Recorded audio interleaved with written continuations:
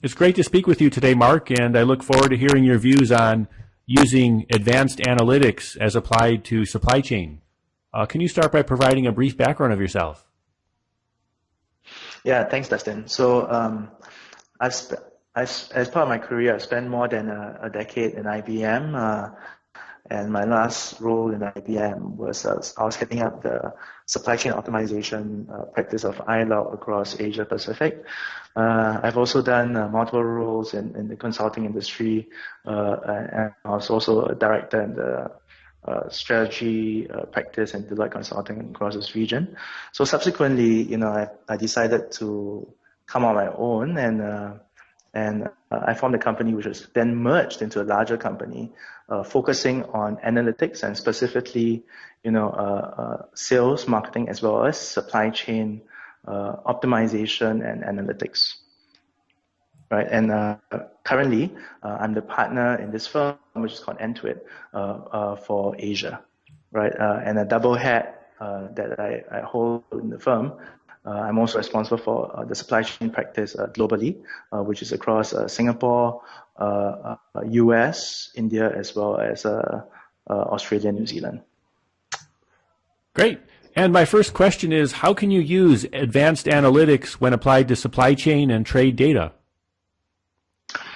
Thanks, Dustin. So if you look at most of the traditional multinationals and firms out there right now, most enterprises are struggling basically with just managing their day-to-day supply chain operations, right? Some more advanced enterprises are looking at optimizing, supply chain operations, and specifically looking at networks, inventory, and demand forecasts and the like. But then again, there are some more leading companies that are pushing the boundaries in terms of, instead of looking within their own organization, within the four walls of historical demand and historical data and structured data, some of these organizations are looking at, okay, how do I take into consideration macroeconomic trends? How do I take into consideration social media data that's available out there? How do I take into consideration paid data, for example, Nielsen data or GSK data that I purchase, in conjunction, right, with my own internal data to get a better sense of the whole demand to supply matching problem, right?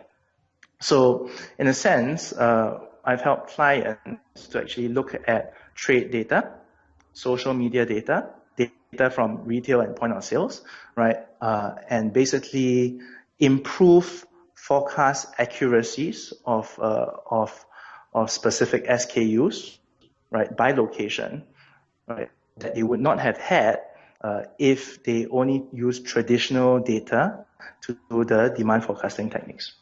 Right. So again, a lot of these more and more companies are looking outside at big data, at what other data can they use in order to improve their operations, and this is one way that they can look at it, right? Which is combining three different types of data: owned, paid, and earned in the social context to improve supply chain operations. Can you talk about why this should be done? Sure. So if you look at from a competitive advantage perspective, again, going back to the concept where most companies look at just internal operations and, with their own lens, they see a certain perspective of the world, right? There's only so much you can do in terms of understanding your demand out there. For example, if you're a consumer products company, right, and you have a wholesale business and you have a trade business, right? Your data is limited to what the wholesalers give you and what your trade business gives you, your modern trade business gives you. But you're missing out a lot in terms of, the retailer, the end retailer, as well as the end consumer type perspective of their propensity to buy your specific product. So companies that are interested to have a broader perspective deeper perspective of their end customer patterns, right, should be looking at various data sources and how these data sources can be analyzed in conjunction with their own internal data, because this would help to improve demand forecast accuracies. That's one. And with the improved forecast accuracies and understanding the variabilities within the demand patterns, you'll be able to actually improve your inventory perspective as well. Right, so it has a knock-on positive effect. Looking at the external data, you can improve demand. If you improve demand, you can improve your inventory position. If you improve inventory position, in turn, you can look at specific good reduction in terms of working capital. So definitely, this type of thinking, organizations should be looking at it. And how is the advanced analytics done, and who should care about it? Right. So that's a good question, right? Because for the methods that I just mentioned, or the concepts I just mentioned, it actually encapsulates a few technologies and a few methods. So going back to the concept of the three different types of data sources: the owned data source, the structured data within enterprises, the paid data source, the Nielsen type data that you pay, or primary research data that you pay, or secondary research data that you pay for, and the third, which is the social media data, right? So if you look at it from those three different types of data sources, right, in terms of how it should be done, you should be looking at the first thing is having a specific business question that you want answered, right? For example, it can be, how do I improve my revenue uplift in certain markets?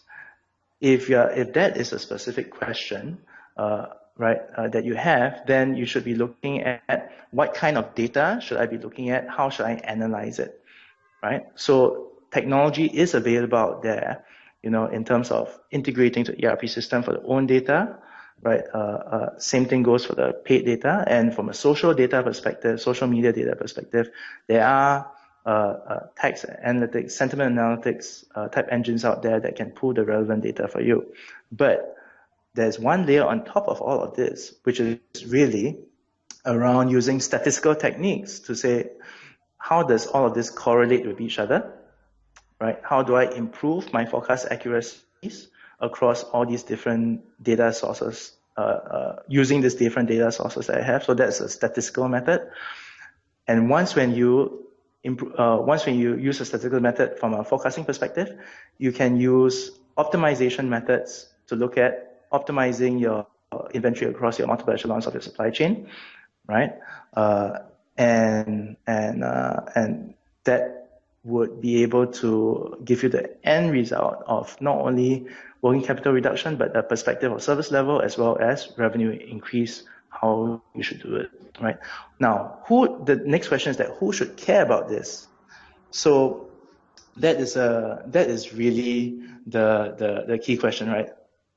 Obviously, if you're looking at increased revenue and reduction of costs and improvement of service level, everybody should care about this.